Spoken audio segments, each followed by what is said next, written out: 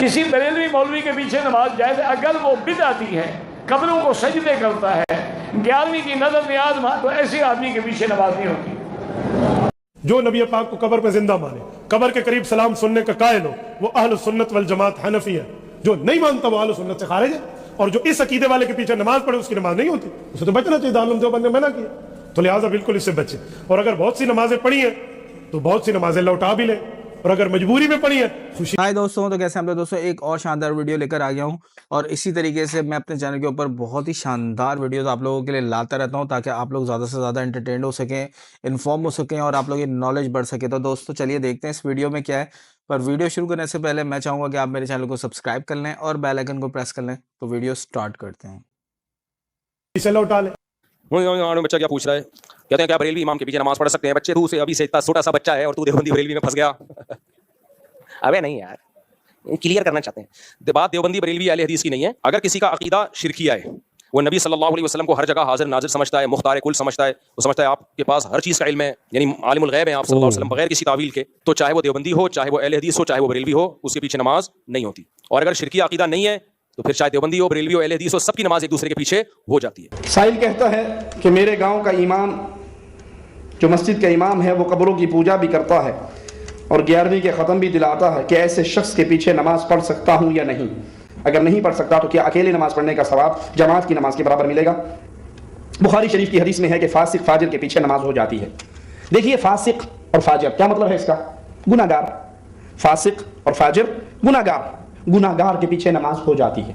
کوئی شرابی ہے، زانی ہے، چور ہے، ڈاکو ہے، قاتل ہے، آگے لگ گیا نماز پڑھا رہا ہے، پڑھ لو، یہ فاجر اور فاسق ہے، کہیں پھنس گیا نماز پڑھنی بن گئی تو پڑھ لو۔ اگر یہ مشرک ہے، اگر یہ مشرک ہے اور زندگی میں اس نے کوئی گناہ بھی نہیں کیا، نہ اس نے کبھی قتل کیا، نہ اس نے چوری کی، نہ اس نے ڈاکہ ڈالا، نہ اس نے بدکاری کی، نہ اس نے شراب پی، نہ اس نے غیبت کی، نہ اس نے سود کھایا، تمام اخلاق اس کے بڑے اعلیٰ ہیں، لیکن یا علی مدد کے نعرے لگاتا ہے، لیکن قبروں کا طواف کرتا ہے، قبروں پہ سجدے کرتا ہے، غیر اللہ کے نام پہ جانوروں کی نیاز دیتا ہے، ان کے نام کی نظر دیتا ہے، ان کو مشکل کشا، حاجت روا، مددگار، غوث اعظم سمجھتا ہے، اخلاق میں اعلیٰ، کردار میں اعلیٰ، لیکن توحید کے اندر شرک کی ملاوٹ کرتا ہے، یہ مشرک ہے۔ مشرک کے پیچھے نماز کسی صورت میں نہیں ہو سکتی۔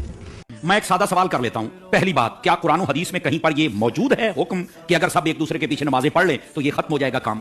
کوئی دلیل؟ کہا جی یہ تو نہیں ہے۔ میں نے کہا نہیں ہے نا، تو پھر میری دوسری بات بتائیے، اگر کسی بندے کی قراءت ٹھیک نہیں، یعنی وہ قرآن صحیح نہیں پڑھ سکتا، اس کے پیچھے نماز ہو جائے گی؟ بولے نہیں، اس کے پیچھے تو نماز نہیں ہوگی۔ تو میں ایک سادہ بات کہنے لگا ہوں، سارا سمجھ آ جانا چاہیے۔ جس کا قرآن ٹھیک نہیں ہے، جب اس کے پیچھے نماز نہیں ہوتی، تو جس کا ایمان ٹھیک نہیں ہے اس کے پیچھے ہماری نماز کیسے ہو جائے گی؟ کیا کہنے ہیں علامہ صاحب؟ بات دراصل یہ نہیں کہ کس کے پیچھے نماز پڑھنی، بات یہ کہ جو مصلی پر کھڑا ہے نا، آپ نے دیکھنا اس کا عقیدہ بھی درست ہے کہ نہیں ہے۔ جی جی جی جی جی، میں آپ کو اس سے بھی ایک سادہ مثال دے دیتا ہوں۔ دیکھیے ہم پیچھے کھڑے ہیں، ہم نے کہا پیچھے سے امام کے اللہ اکبر، بھائی جو مصلی پہ کھڑا ہے حضرت وہ بھی تو دیکھو نا، یہ کس امام کے پیچھے ہے؟ آیا کہ یزید کو امام کہنے والا ہے یا حسین کو امام کہنے والا ہے؟ کیا کہنے ہیں؟ ابھی آپ نے جیسے کہا کہ بھائی ان کا زاویہ بھی حلال میرے نزدیک ہے، نمازیں بھی پڑھنا چاہیے، بلکہ آپ اس کی تلقین بھی کرتے ہیں اپنے اسٹوڈنٹس کو، لیکن جب آپ ان کو مشرک قرار دیتے ہیں، یہ کہتے ہیں کہ بھائی وہ توحید سے انکار کر رہے ہیں یہ مزارات پہ جا کے، جب ان کے پیچھے نماز پڑھنے کا بھی حکم دیتے ہیں تو یہ دو الگ الگ باتیں نہیں ہوتی؟ کیسے کسی مشرک کے پیچھے نماز ہو سکتی ہے؟ کلمہ کو مشرک اور کافر مشرک میں فرق ہے۔ اچھا، جو آخرت کا ماننے والا ہے، ختم نبوت کا ماننے والا ہے، قرآن کو ماننے والا ہے، رسول اللہ صلی اللہ علیہ وآلہ وسلم کا ماننے والا ہے، اور سب سے بڑھ کر اللہ تعالیٰ کی توحید کا اقراری ہے، اگر کسی جگہ پہ اسے کوئی تعویل کی غلطی لگی ہوئی ہے تو ہم اسے کافر ڈکلیئر نہیں کریں گے، ہم مسلمان کہیں گے، لیکن اس کی غلطی اس پر ہائی لائٹ کریں گے۔ یہ چیز ہم نے خلفائے راشدین سے سیکھی ہے۔ سیدنا علی کو خوارج کافر کہتے تھے، لیکن سیدنا علی سے جب پوچھا گیا کہ یہ کیا ہے، کیا کافر ہے، انہوں نے کہا کافر نہیں ہے، ان کو تو یہ گمان ہوا کہ میں کافر ہوں تو مجھے چھوڑ گئے، یہ اس بات کی دلیل ہے کہ یہ کفر سے نفرت کرتے ہیں۔ یہ کتنا جگر ہے مولا علی کا کہ اپنے مخالفین کے حق میں کہہ رہے ہیں کہ مجھے یہ کافر سمجھ کے کفر سے نفرت کا اظہار کر رہے ہیں، میں انہیں کافر کیسے کہہ دوں؟ پھر پوچھا گیا یہ منافق ہیں، انہوں نے کہا منافق کیسے ہو سکتے ہیں، یہ تو اتنی لمبی نمازیں پڑھتے ہیں اور قرآن کہتا ہے کہ منافق تو اللہ کا ذکر بڑا تھوڑا کرتے ہیں۔ یہ المصنف ابن ابی شیبہ میں پوری روایت صحیح سند سے موجود ہے۔ تو جب کوئی کافر بھی نہیں، منافق بھی نہیں، پھر تیسری چیز مسلمان ہی بچتی ہے، کیونکہ یہ تین ہی اسکول آف تھاٹ ہو سکتے ہیں نا۔ تو پوچھا کہ پھر کیا ہے، کہا کہ یہ ایک جماعت ہے جنہوں نے ہم سے بغاوت کی ہے، ہم میں صحیح ہے لیکن ہم سے باغی ہو گئے۔ ہم نے سیدنا علی سے یہ چیز سیکھی ہے کہ اگر آپ کو کوئی کافر بھی کہتا ہے اس کے عقیدے میں خرابی پائی جاتی ہے. ویسے تو دیکھیں بخاری مسلم کی حدیث ہے, جس نے کسی مسلمان کو کافر کہا, اگر وہ کافر نہیں تھا تو کفر اس پہ لوٹ گیا. تو کیا خوارج کے اوپر کفر نہیں لوٹا جب وہ حضرت علی کو کافر کہہ رہے تھے؟ اور یہ حدیثیں حضرت علی کو بھی پتا تھی, پھر بھی انہوں نے تعویل کی کہ انہیں تعویل کی غلطی لگی ہے. جب تک انہوں نے مسلمانوں کو قتل نہیں کیا, مولا علی نے ان کے وظیفے لگائے ہوئے تھے.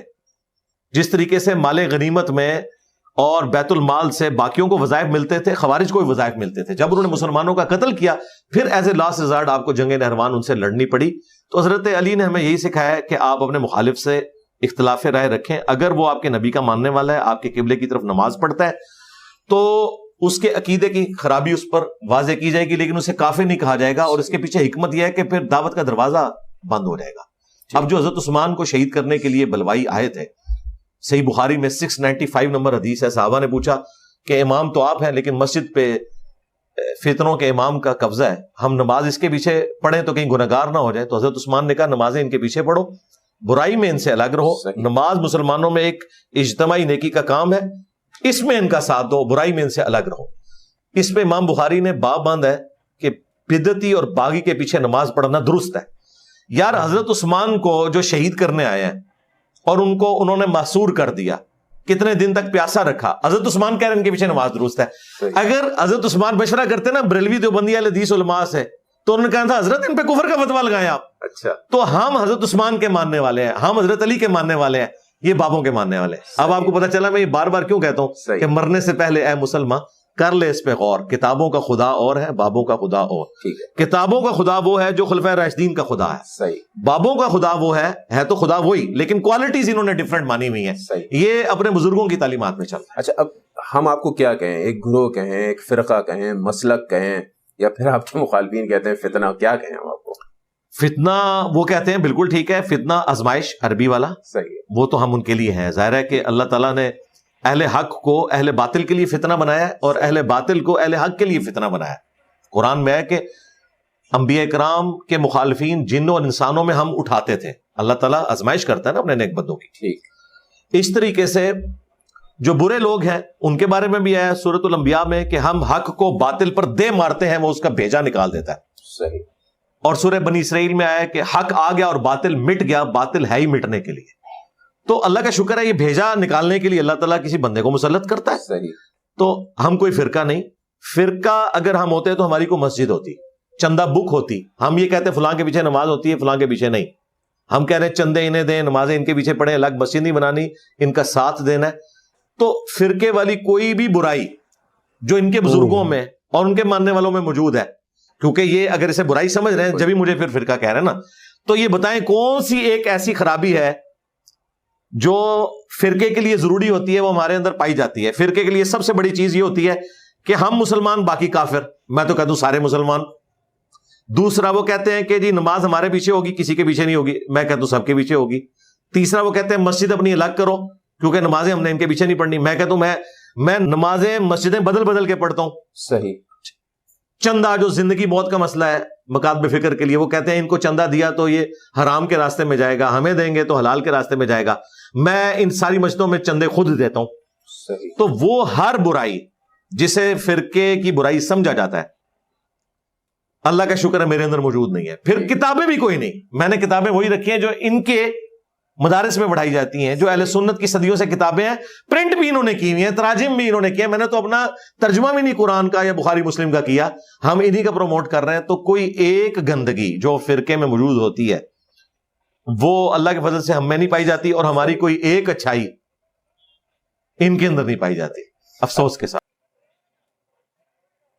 تو دوستوں جیسا کہ آپ لوگوں نے دیکھا اس ویڈیو کے اندر, اور اس ویڈیو سے ریلیٹڈ آپ لوگوں کا کیا خیال ہے, آپ لوگوں کو کیسی لگی یہ ویڈیو, مجھے کمنٹ کر کے بتائیے گا. کیونکہ میں ایسے ہی انفارمیشن آپ لوگوں کے لیے لے کر آتا رہتا ہوں, اچھی اچھی ویڈیوز بنا کے لے کر آتا رہتا ہوں. تو جلدی سے میرے چینل کو سبسکرائب کر لیں اور بیل آئیکن کو پریس کر لیں. اور دوستوں یہ ویڈیو جو ہے یہ اپنے دوستوں میں بھی شیئر کریں, کیونکہ یہ ویڈیو ان کے بھی بہت کام کی ہے. اور اگر آپ لوگ ایسا کریں گے, اچھا سا ایک کمنٹ بھی لکھیں گے میرے لیے, تو مجھے بہت اچھا لگے گا. میں آپ لوگوں کے لیے موٹیویشن کے ساتھ اور بھی نیو ویڈیوز لے کر آتا رہوں گا. تو چلتے ہیں ملیں گے اگلی کسی ویڈیو میں, تب تک کے لیے بائے بائے.